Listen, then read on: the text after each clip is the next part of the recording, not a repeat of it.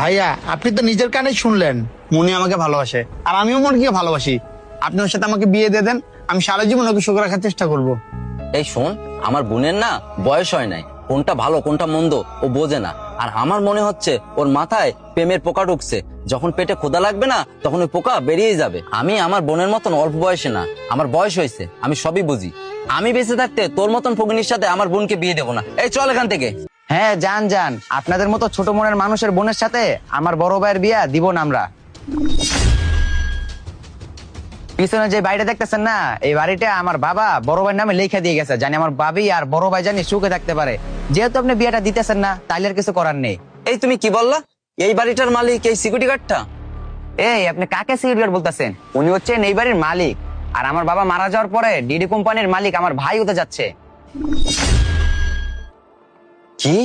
DD কোম্পানির মালিক হবে এই ছেলেটা?